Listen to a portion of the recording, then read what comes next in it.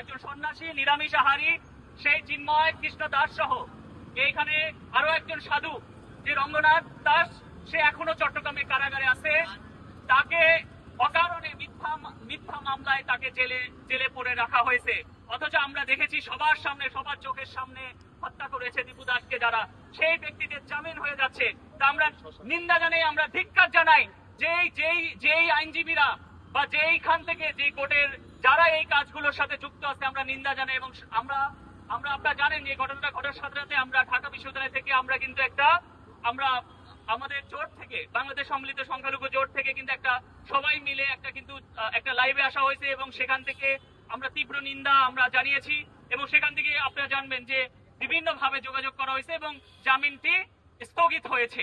তা আমরা চাইবো, স্বরাষ্ট্রমন্ত্রীকে বলবো, এবং আমরা অলরেডি ওই পুলিশ যে দায়িত্বপ্রাপ্ত যে কর্মকর্তা তাদের সাথে আমাদের কথা হয়েছে যে তারা যেন এই যারা জামিন পেয়েছে দীপু দাসের, তারা যেন দেশের বাইরে যেতে না পারে এবং তারা যেতে পারবে না এই বলে আমাদের আশ্বস্ত করেছে। আমরা চেষ্টা করছি এবং আমরা চাইবো যে কক্সবাজারের যে এই যে কক্সবাজার নয়ন সাধুর ঘটনাটি সর্বোচ্চ অগ্রাধিকার দিয়ে দেখা হবে এবং যেন এই ঘটনাগুলো আর না ঘটে।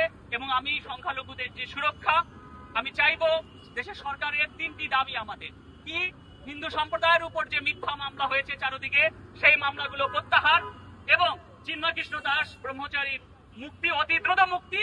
আমাদের আহ্বান থাকবে যে সর্বোচ্চ আগামী 1 মাসের মধ্যে তার মুক্তি এবং আর আমাদের যে 8 দফা বাস্তবায়ন, এই বিষয়গুলো আপনারা বাংলাদেশের সরকারের বর্তমান সরকার আপনারা স্বীকার করছেন, আপনাদের বিভিন্ন অনুষ্ঠানে আপনারা নিজেরাই স্বীকার করছেন যে হিন্দু সম্প্রদায় ভোটেই আপনারা নির্বাচিত হয়েছেন। যে হিন্দু সম্প্রদায় যদি এভাবে ঘর থেকে বের হয়ে ভোট না দিত, আপনারা নির্বাচিত হতে পারতেন না।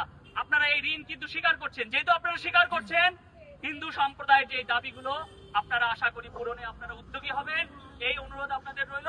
এবং আমি আবারও স্বরাষ্ট্রমন্ত্রীকে তার দৃষ্টি আকর্ষণ করে, কারণ স্বরাষ্ট্রমন্ত্রীকে আমি বলতে চাই, মাননীয় মন্ত্রী, আপনার এলাকার এই ঘটনাটি এবং কিছুদিন আগে, এই 1.5 মাস আগে আপনার এলাকায় এখানেও একটা নিরপরাধ একটি গণেশ পাল, সম্ভবত বোধহয় তার নাম ছিল, আমরা তার বাড়িতেও গিয়েছিলাম, তাকেও হত্যা না, গণেশ পাল ছিল, তাকেও নির্মম ভাবে হত্যা করা হয়েছে। এবং আমরা ওই এলাকায় গিয়ে আমরা দেখেছি ওই এলাকার হিন্দু নারী পুরুষেরা প্রত্যেকটি বলেছে যে তারা কি পরিমাণে নিরাপত্তাহীনতায় আছে, তাদের ওখানে কি পরিমাণে সন্ত্রাসী কার্যক্রম প্রতিনিয়ত চলছে ওই এলাকাটাতে। সেই বিষয়গুলো মাননীয় মন্ত্রী, এবং আমি বলবো যে বিভিন্ন সংস্থার লোকেরা যারা আমার এই বক্তব্যগুলো শুনছেন, আপনারা সরকারের সেই সর্বোচ্চ পর্যায়ে পৌঁছে দেবেন, এই অনুরোধ আপনাদের কাছে রইল।